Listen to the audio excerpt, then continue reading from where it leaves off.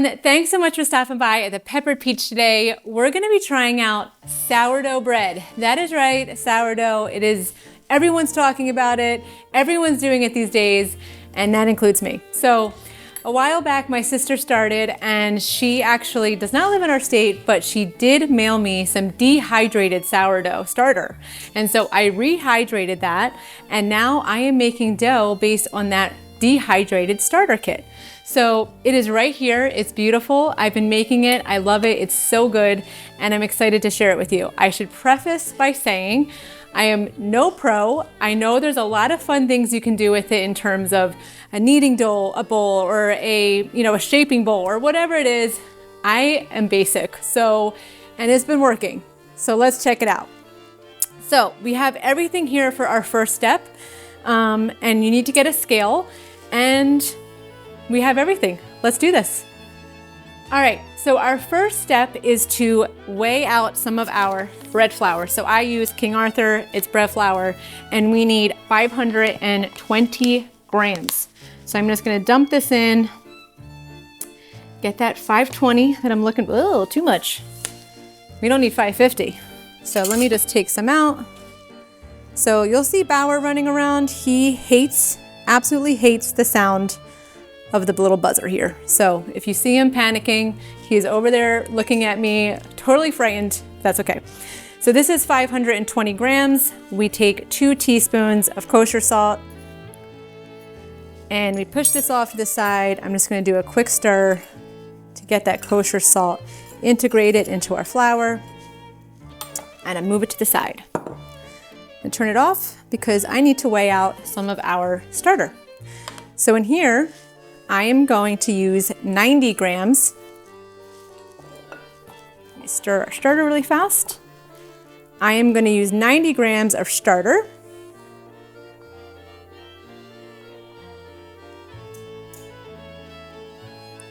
Almost 77, 81, 83, almost 89, 90, okay?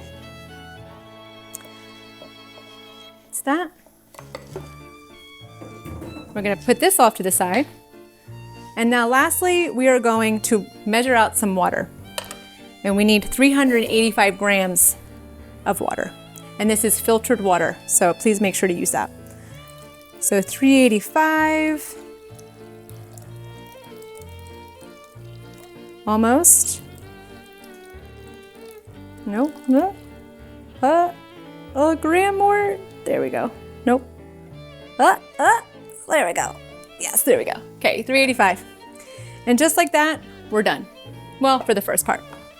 Now we are going to take our starter and we're gonna mix it with the water that we just poured.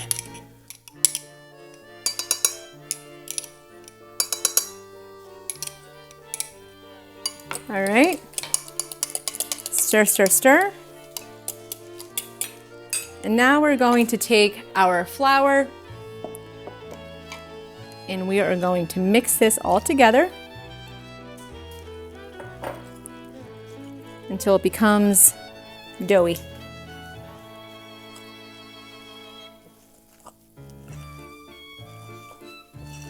Now again, people have very, sourdough is, it can be a little bit tricky, and it definitely made me a little bit nervous to even start doing sourdough. But when my sister did it, I was like, okay, I think if she can do it, and she's a really good baker, I think I can do it. So I am here now doing it. My friends ask for it, my neighbors ask for it, because it's good. But again, I don't do all the fancy schmancy stuff that you see people do. I'm not there yet.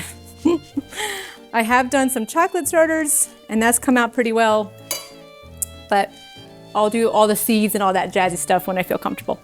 Anyway, this is it. We are going to take a cotton towel. We are going to wet this. Rinse it out. We're going to place this on top. In 15 minutes, we are going to knead it. And then after another 15 minutes, we'll knead it again. And then it stays on the counter overnight. See you in 15. All right, guys, it's been 15 minutes since we've had our dough just chilling, right? Doesn't look any different. I have my water here, and I'm just going to take it out and do a little kneading.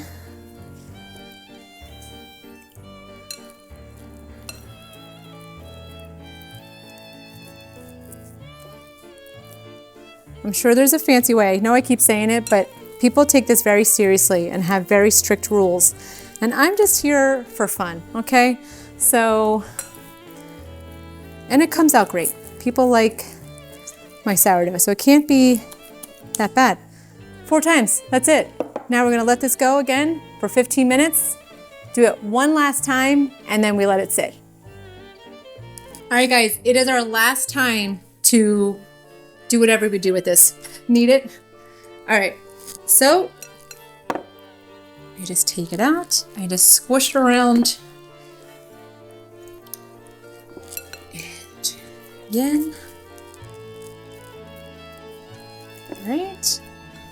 And last time, I think. I think so. All right. She's ready. So just like that, we will put this off to the side. We will cover it again with our damp towel. If it's lost its dampness, re-wring it with water, but mine's pretty good still. So we'll leave this overnight out on the counter, important, and tomorrow we'll bake it. See you then. Tomorrow. Okay guys, so it's been a full 24 hours or overnight since we made our dough last night. Now let's take a look. It looks perfect, right? It's risen, it's got that nice little fluff to it. It's got the jiggle, jiggle, jiggle, jiggle, okay? So I have a fresh, make sure your hands are washed. I have a fresh bowl of water here, and I'm just gonna dip my hands in, and we're just going to prepare this for the oven. And I'm just going to very lightly do a nice little knead here, or whatever you're calling this.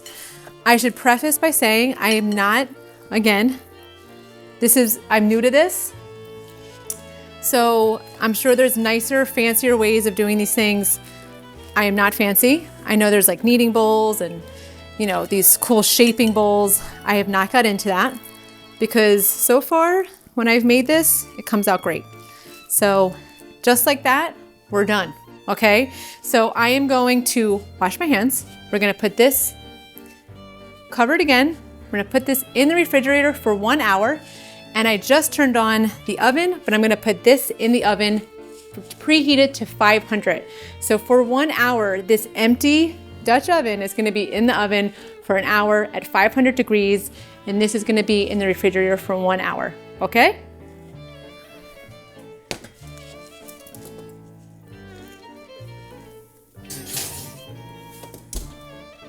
Bam. Okay, so I'll see you in 1 hour. After that 1 hour, we'll put our dough in the Dutch oven and we'll let that cook for about 30 minutes. All right, y'all, it's been 1 hour. You can't see my one finger, okay? But it's been 1 hour since we've had our dough in the refrigerator and our Dutch oven in the oven. So let's pull out the oven. No, you can't pull out the oven. We're gonna pull out the Dutch oven. Okay.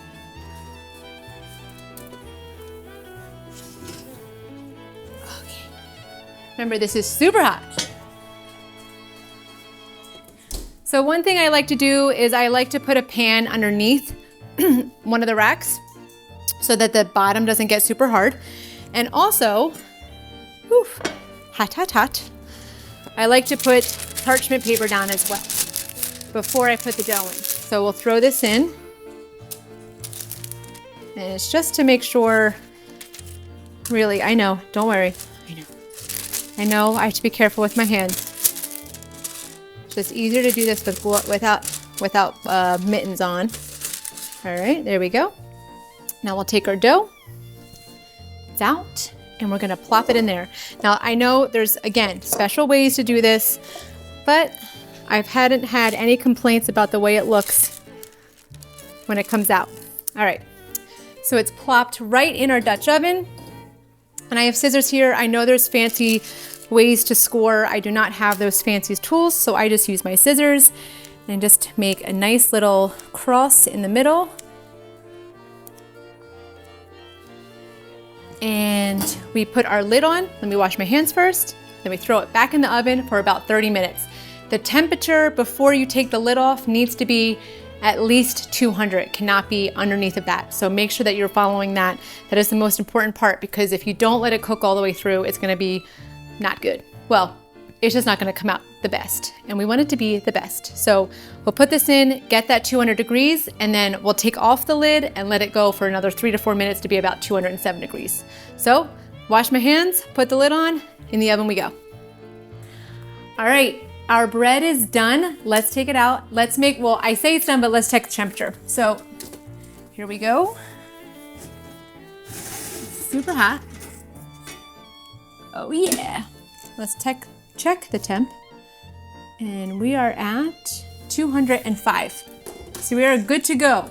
I took it out a little sooner or a little later than I usually do, but we're good to go. The top is brown. Let's take it out. So let me grab the other thingamajig. Bam! Look at this perfection, okay? So we're gonna let this sit and cool for a little bit before we dive in and try it. So I'll see you in a little bit. All right guys, the sourdough is done, it's cooled. Let's take a bite. I put some butter on it.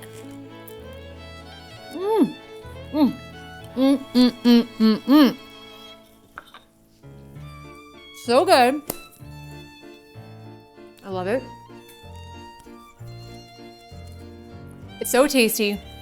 I have this with eggs. I have this as a sandwich. I literally cut and put cheese and turkey on it. You can do anything with this. You can make French toast with it. Everything is perfect with the sourdough bread. So if you make it at home, if you have any questions, let me know. Like I said, I know there's really fancy ways of making sourdough bread with the bowls and the mixing and the skewers. I try to keep it simple. I'm not fancy, so this works and it's amazing. So if you need a recipe or if you need some help, you know where to find me. Thank you so much for watching me make the sourdough bread. And thanks to my sister for giving me the sourdough starter. Have a good day. See you later.